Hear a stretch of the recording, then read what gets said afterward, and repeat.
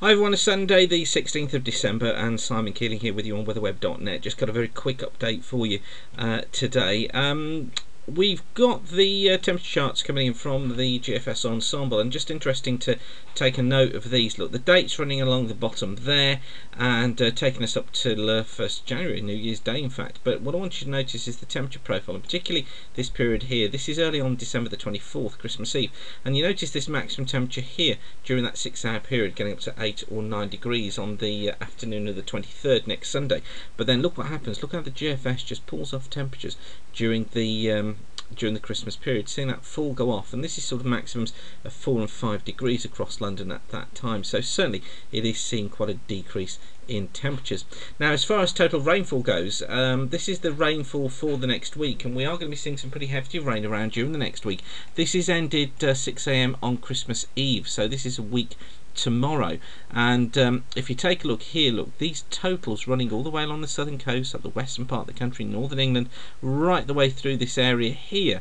These totals are all coming above 50 millimetres of rain over the next week, and this area here over southwest Wales seeing as much as 120 millimetres of rain. So there is some wet weather on the way, but notice how, look, these more sheltered areas, yes, seeing over an inch or perhaps even getting up to 2 inches of rain, but less than seeing across the rest of the country. So what's going on? Well, this is the chart for this afternoon. And notice low pressure up there towards the north of Scotland. We've got this southwesterly flow pushing some showers eastwards again through the course of tonight and into Monday. Again, most of them affecting western and southern areas. So most of Monday inland should be dry. Still some showers down those western coasts. Then we see this area of low pressure drifting off into the North Sea early part of Tuesday. The flow briefly comes in from a colder north or northeasterly direction. So these showers that develop along the eastern coast of Scotland and northeast England could turn wintry for a time, as could this precipitation just leaving the southeastern coast of England on Tuesday morning. But don't expect too much from it, but I wouldn't rule out some wet flakes of snow affecting parts of Kent. Then through Tuesday itself, a fine day, some good spells of sunshine, an early frost, so feeling quite cool. But look at the rain out towards the west. In it comes during the course of Tuesday night into Wednesday. Some pretty hefty bursts of rain across Ireland, Wales, southwest England on Wednesday morning, and then those track their way eastwards during Wednesday afternoon, so becoming wet for all during Wednesday afternoon.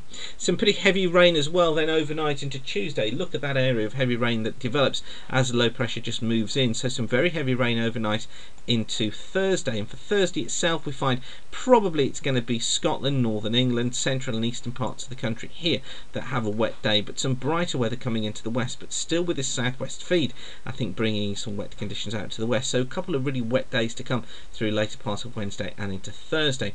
Then for Friday we find a second area of low pressure just trying to push fronts back northeastward during the latter part of Friday. Although many northern and east areas should be dry, I think we'll find rain moving through during Saturday, some pretty hefty bursts of rain, and we're into a mild southwesterly then through Saturday. Look, some heavy bursts of rain affecting northern parts of the country during the course of Sunday, and then more rain sweeps its way eastwards on Sunday afternoon. Some really heavy rain to come as well during the early part of Christmas Eve morning as that tracks eastwards. But then look, the flow turning more into the west or into the northwest, and that's signalling that cooler weather possibly coming through during the Christmas period. Now, I've got to say, confidence is fairly low at the moment on how this develops. If you looked at the Canadian model this morning, which you can get by going to weather charts, weatherweb.net, and then down the left hand side here under Canadian GEM, click on that if you want a real taste of winter through the Christmas period. Don't think that's going to happen just at the moment, but we are watching this Christmas spell very, very closely, because things are going to be developing during this week. You get that feeling that there is a change in the atmosphere taking place again at the back end of this week.